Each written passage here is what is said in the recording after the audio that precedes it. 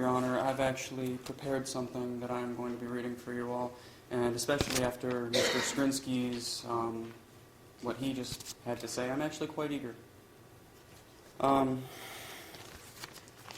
First of all, I'd like to thank the court for allowing me the opportunity to speak on the record before my sentence is imposed. The event that's brought all of us here today was nothing short of an absolute tragedy that's affected the lives of a lot of people. And I want to express my deepest condolences and sympathies to the members of the Cipriano family who were affected by this incident. You know, I never intended for any of this to happen. And every day I deeply regret the fact that I was unable to stop it.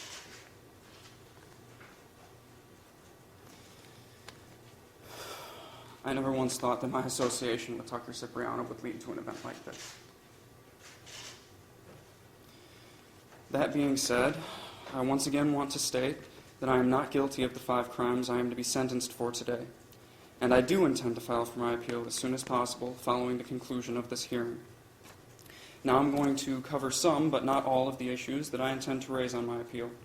And I ask you all to please keep in mind that while some of what I have to say may seem motivated by anger or frustration, it's not my intent in any way to be inflammatory, merely to point out the things that I feel strongly represent a miscarriage of justice in this courtroom. Starting with the fact that I was not provided with, nor did I have an opportunity to examine all of the documents, photographs, and other paperwork that the prosecution intended to produce against me at trial, despite my request per MCR 6.201. I was not provided with the opportunity to inspect all tangible physical evidence that the prosecution intended to produce against me at trial, despite my request per MCR 6.201. I was not provided with any criminal record of all the witnesses the prosecution produced or intended to produce against me, despite my request to the same MCR. This list continues further, but in short, I was not allowed the opportunity to properly prepare my defense due to the lack of information in the discovery with which I was provided. I do not know why I was not provided with this information, but the why does not change the fact that my requests for information that I had every legal right to were completely ignored. And this brings me to the subject of Michael McCarthy, my court-appointed attorney, and I would like to thank you, Michael, for the things that you had to say on my behalf. They were very kind, but unfortunately, I also do have to bring to attention, I do have to bring to attention that I'm not satisfied completely with the counsel that you have provided me. I believe there were many things that should have been done that weren't. As Michael McCarthy said, he and I have met countless times over the course of this case where I expressed my concerns and expectations involved in my defense. Unfortunately, these expectations were not met. I presented Michael with the names of witnesses who I wished to be called to testify on my behalf at trial, and to my knowledge, Michael did not so much as interview these individuals, and my request went ignored. During our meetings, I brought to Michael's attention numerous points that I wished for him to present at trial, and despite his assurances to me at the time, he neglected to address many of these issues. Among these were the defenses that I requested that he present. These included abandonment, claim of right, duress, and the mere presence defense. Of the 4 defenses that I found to apply to my circumstances, all of which were agreed to at the time of my request, only mere presence and duress were presented. When I questioned Michael on this at trial, he remarked to me that at that time nothing could be done about it. In doing this, he impeded upon my constitutional right to present my defense. No witnesses were called in my defense. My requests for various types of expert witnesses went ignored. No defense exhibits were prepared whatsoever for the jury. Witnesses were not confronted on multiple contradictions and inconsistencies that were present in their testimony. Points that I practically harped Michael on that were key in my defense were entirely neglected, and timely objections were not made where they were due. It is for all of these reasons compiled together that I submit that I was not given effective assistance of counsel. I'm not trying to beset in any way Michael McCarthy's reputation. I'm not trying to say that he isn't a good attorney. He's very experienced, and he is effective, and the arguments that he presented were very persuasive. But what I am saying is guarantees and assurances that were made to me by him were not fulfilled, and the needs of my defense were not met. Now to broach on the aforementioned inconsistencies in witness testimony. The first witness the prosecution produced was the female operator who received Tanner Cipriano's 911 call. By her own testimony, she stated that her recollection of the call was fuzzy and that it was difficult to hear the caller because he was whispering. Despite this, she was able to confirm that the recording was true and accurate. Beyond that, she confirmed that the transcripts were a true and accurate representation of the recording. I failed to see how, if her memory is fuzzy, her word, that she could confirm with a 100% certainty that the recording and transcripts of the recording were true and accurate, especially considering that because the caller was whispering, it was difficult to hear in the first place. I brought this point to my attorney's attention, and he neglected to address the issue at trial. In fact, he refused to cross-examine the witness whatsoever. Now to talk about Ian Zinderman and his testimony. Every time this man has said something, it has been changed. His preliminary examination testimony was so inconsistent and contradictory that it would have been comical had the implications of his statements not been so grave. I was able to count well over 20 blatant contradictions that he made to his story in just the first line of questioning by the prosecutor at preliminary examination. That was before any cross-examination had even begun by my attorney. The truth doesn't change. His preliminary examination testimony contradicted his previous statements to the police, and his testimony here in this courtroom contradicted both his previous statements to the police and his preliminary exam testimony in numerous ways. He even provided a convenient excuse for all of these changes and contradictions, and for the difficulties he had in processing the questions posed to him by my attorney. Partial complex seizure disorder was the excuse he presented. However, at preliminary exam, he was specifically asked if he suffered from any physical or mental disabilities. His response at that time was that he had, and I quote, a math deficiency, and went on to state that he believed he had both ADD and ADHD. Partial complex seizure disorder was never mentioned previous to trial. I brought this point to my attorney's attention, and he neglected to address the issue at trial.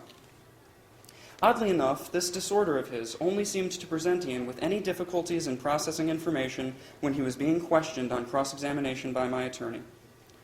Another reason that he provided for his multiple prior inconsistencies was that he was in shock and confused at the time of preliminary examination, but that after he A, repeatedly conferred with the prosecution to review his story, B, catered his story to match some of the evidence that it previously contradicted, and C, prepared his testimony for trial, he's testified that he had it all straightened out now.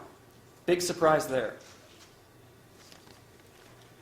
He testified also that he remembered things more clearly now, a little over a year later, than he did at preliminary exam. Yet when he was confronted on who actually said what, he attributed the fact that he could not recite a single complete sentence and identify the speaker to the fact that it was over a year later, and that he could not clearly remember. All he was able to do was attest to the general idea of the alleged conversation. Mr. Young, I don't mean to interrupt you, but I know you're planning on appealing. Yes. And this is not your appeal. Everything that you're saying now is your basis for your appeal that the appellate court needs to hear. Yes, Your Honor. I need to get this on the record. Well, we're going to make a record in the appellate court. You don't need to say all of this today, because all of this is going to be on record when you send a brief up to the appellate court. You get to say everything that you want to say to the appellate court. You don't have to say all this on the record now for the appellate court to hear your arguments. I just want to make sure you understand that. I do, Your Honor. Thank you. I mean, we're addressing your sentencing today. I understand. Also, a lot of this is just things that... Don't interrupt me, Mr. I'm sorry. We're addressing your sentencing today, and you're allowed to speak to the court with regard to your sentencing. Everything that you want to put in an appeal brief for the appellate court, this is not the proper form for it today. Okay, I understand. You're free to say what you want to say. Thank you, Your Honor. And it's not only for the purpose of the appellate brief that I'm saying these things today. I want people to know that while I'm a 21-year-old man who has never had any legal experience in his life aside from what I've had in the past few months that have led up to this, or the past year that has led to this trial, I clearly recognize these points that I brought to Michael's attention that were not addressed. And I'm sorry. He attributed the fact that he couldn't recite a single complete sentence and identify the speaker to the fact that it was over a year later and he could not clearly remember. All he could do was attest to the general idea of the alleged conversation. But at preliminary examination, every time he was confronted on who the speaker was, he either identified Tucker Cipriano or claimed not to remember, and that was only a few weeks after the incident had taken place. I brought this point to my attorney's attention, and he neglected to raise the issue at trial. Ian Zunderman's testimony was key in the prosecution's case against me. Therefore, impeaching his credibility as a witness and bringing to light the staggering number of changes, contradictions, and inconsistencies that he presented was paramount in my defense. I had repeatedly requested Michael McCarthy on countless occasions that every single change, every single contradiction, and every single inconsistency, from the beginning of this incident until now, involving Ian Zunderman, be presented before the jury. And despite the repeated assurances made to me at the times of my requests, that was not done. I requested that an exhibit be prepared for the jury depicting Ian Zunderman's previous statements and testimony. That way, when my attorney confronted him, the jury would be able to see for themselves the extent of Mr. Zunderman's lies and deceit. Despite the assurances made to me at the time of my request, my attorney neglected to prepare any exhibits to be presented in my defense. I requested that Ian Zunderman's criminal record and history be prepared and used for impeachment purposes. Despite my request, my attorney neglected to raise this issue at trial. Furthermore, I failed to understand how the prosecution was allowed to use this man's repeatedly inconsistent and contradictory testimony, claiming that it represented substantive evidence of my guilt. I brought that to my attorney's attention, and he neglected to address the issue at trial. Now to discuss Detective Richard Webby and his testimony. Unlike the other witnesses that testified, Detective Richard Webby was not sequestered from the courtroom during the course of the trial. In fact, he was present in every court proceeding involving this case. This allowed him to cater his testimony to the needs of the prosecution. I brought this to my attorney's attention, and he failed to raise the issue at trial.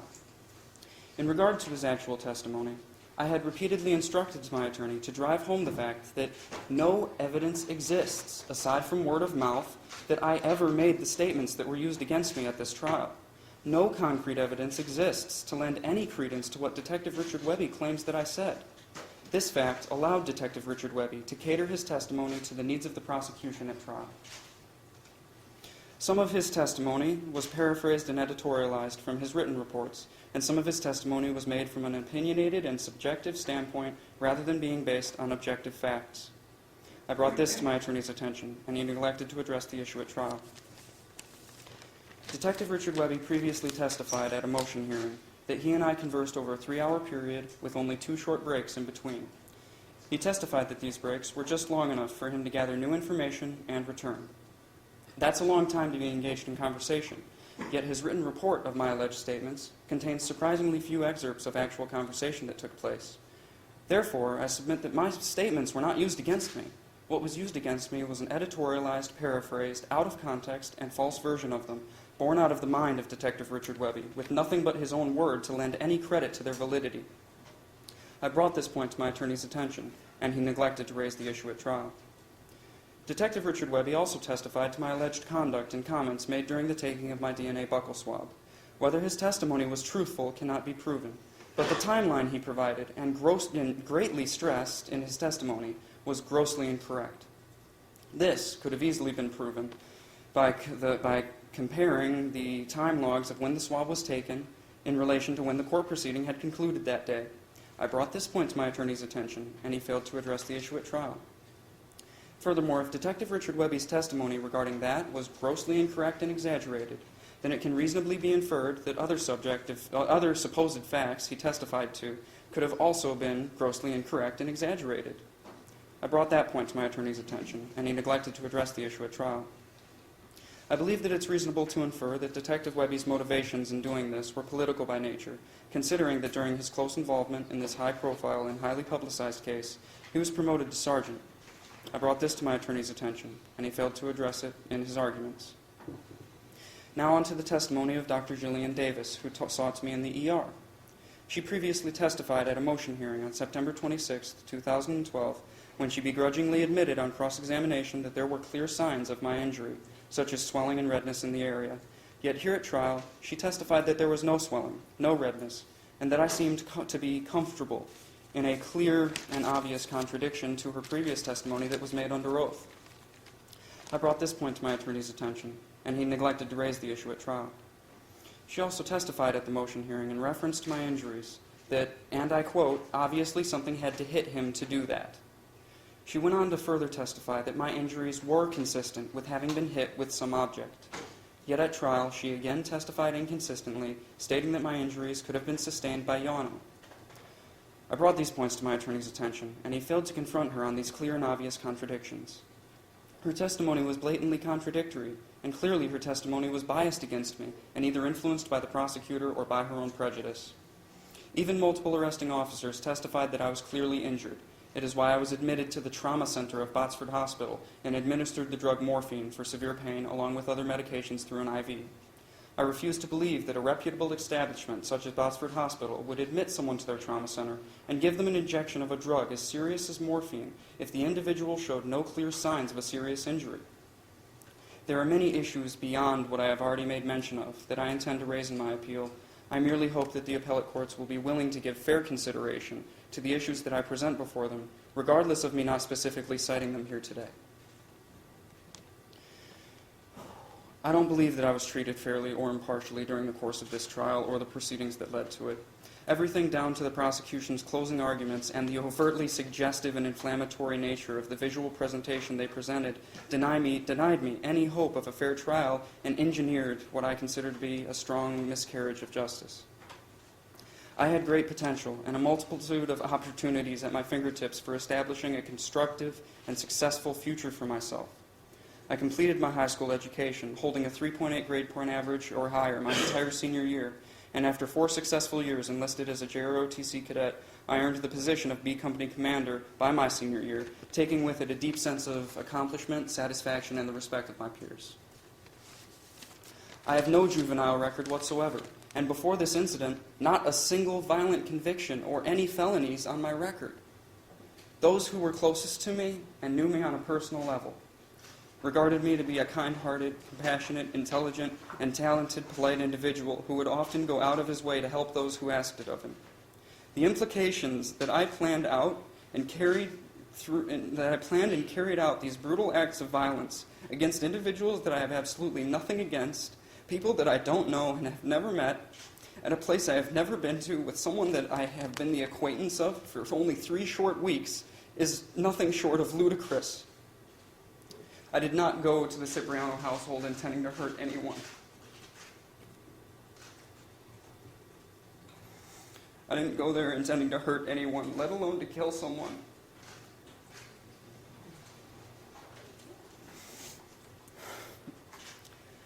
At the time, I had already applied and been accepted to the Michigan Institute of Aviation Technology, and I was a mere 2 weeks away from being able to start the first of my classes. All I had left to do was complete the forms and paperwork for financial aid to pay for my enrollment. And I will admit, yes, I formed a habit experimenting with drugs such as marijuana and spice, and by doing so, I allowed my mind to be clouded. I associated with people that used these drugs as well, and that was my downfall.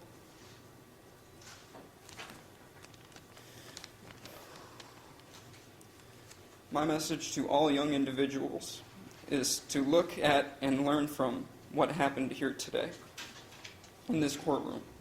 I had a great many things lined up in my future, and now, because of my association with someone that didn't care at all about me, my life, my future, or my well-being, someone that I had known for a little less than a month, whose only common interests with me lied in the pursuit of getting high.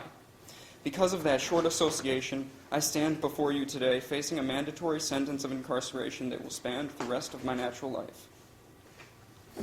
I want to thank the true friends that have stood by me and continue to believe in me despite the horrible accusations that are being made.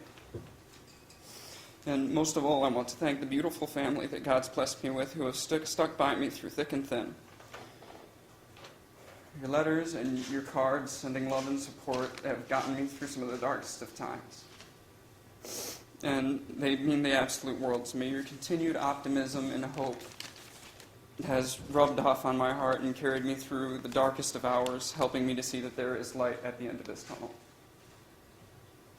I promise to stay strong, think positive, and work towards building a better future for myself, wherever that may be and whatever it may hold.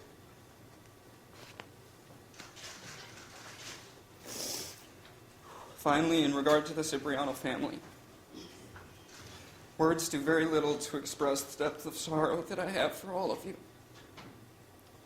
If there were any way that I could change what has happened, I would do it in a heartbeat.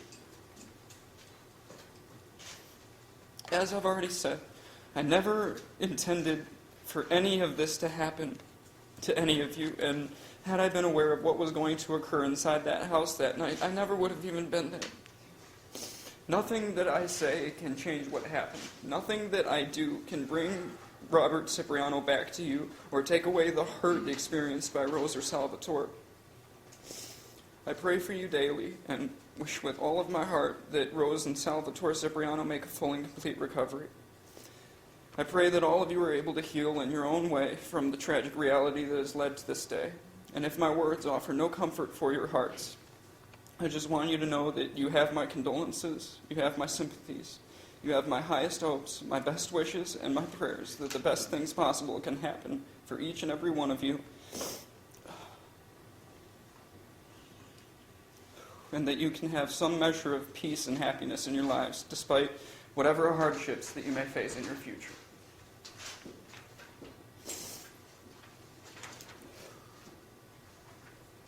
My intent was not to cause any harm. The only reason that I went there that night was to assist someone that asked me to help them pick up their personal belongings. And that quickly turned into a living nightmare that none of us have been able to wake up from.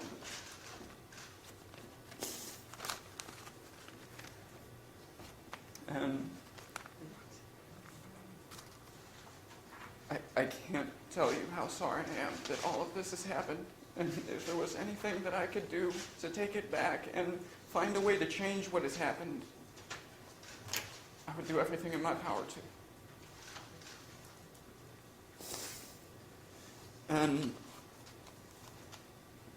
I understand that as a circuit court judge, Honorable Shalina Kumar, it's your duty and responsibility to impose the sentence of natural life incarceration because of the crimes that I've been convicted of, albeit that I feel I was wrongfully convicted. I don't think that the jury looked for reasonable doubt. I think they were looking for a reason. I don't in any way hold the sentence that is to be imposed against you or the court. I feel that I was not treated fairly. I don't feel that issues that were present were brought to the surface. And for those reasons, I will be appealing this sentence. And I again apologize if anything that I've said so far today has seemed inflammatory or has been taken in the wrong context. I merely want people to know what it is that I see plainly as day that I feel has gone wrong here.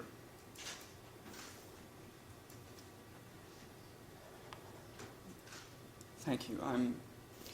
Thank you for allowing me to speak. I'm ready for the sentence to be imposed. Ms. McCarthy, is there anything you'd like to say? About all that? Anything you want to say? No. I won't respond to that. If ever there's a forum where that comes up, before this court, perhaps, should some opportunity like that arise, I'd be well prepared for that. I don't think that there'd be anything gained from responding to this young man's despair here this afternoon. So I appreciate having that opportunity, but I'm going to pass it. Okay, Thank you. Mr. Shinsky, is there anything else you'd like to say for the record? I am horrified. Thank you. For the record, once again, I would like to express my sorrow to the Cipriano family for everything that they have gone through and will continue to go through.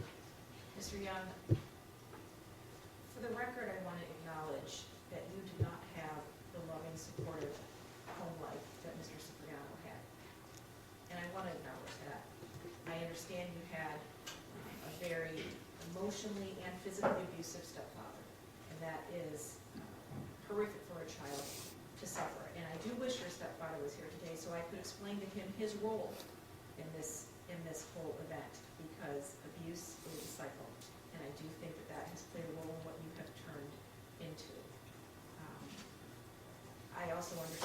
that there is some sort of maybe mental disease that you suffer from, and I'm sure that has played a role as well. I'm not sure how much of what we've heard today or your actions have to do with a mental disease or that you are a very manipulative person. It's probably a little bit of both, in my opinion. Your absolute refusal to acknowledge any of your decisions or your activities in this event, your absolute refusal to take any responsibility is really unbelievable to me. You are clearly a very intelligent young man. You absolutely, without a doubt, know wrong from right. And you are very critical of Mr. Zinderman, but Mr. Zinderman was smart enough to walk away that night, knowing what the two of you were likely to do. You did not use your intellect, as Mr. Zinderman did, to walk away that night. And you could have, and you should have, and you chose not to. And you are not someone who does not know right from wrong. I do not believe the things that you are saying. I absolutely believe that you did this, you made decisions to do this, you played a significant role in this. As for Mr. McCarthy, he is an excellent attorney, and I don't think there is an attorney that could have done a better job defending you, for the record. So you need to take a look in the mirror and really take responsibility for the decisions that you've made, because you're right, you have a lot going for you. You could have been a lot in life, but you're not going to be because of your own decisions, not Mr. Cipriano's decisions, not Mr. Zinderman's decisions, not anybody else's decisions. They were your decisions. You made the decisions on your own, and you were smart enough to know better. So you have ruined your own life, along with the life of the Cipriano family. You were convicted of first-degree murder on two theories, that being first-degree premeditated murder and first-degree felony murder. There is one sentence imposed of natural life without parole. There's 464 days jail credit. On counts 3, 4, and 5, 23 years to 60 years, 464 days jail credit. Crime victim's right fee of $130, attorney fees to be determined, state cost of $340. You must comply with DNA testing. You're to have no contact or association with the victims, Rosemary, Tanner, Isabella, and Salvatore Cipriano. You're to have no contact or association with the co-defendant, Tucker Cipriano. You do have the right to Court of Appeals for leave to appeal. Your attorney's going to hand your appellate rights form. If you want attorney appointed for your appeal, you must return the form in this court within 42 days of today's date. Judge, in anticipation of the hearing, Mr.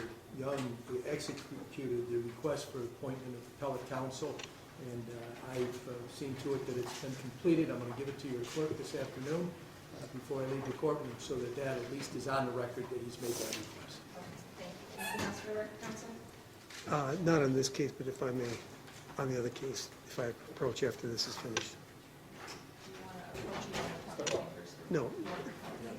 before you get up the bench.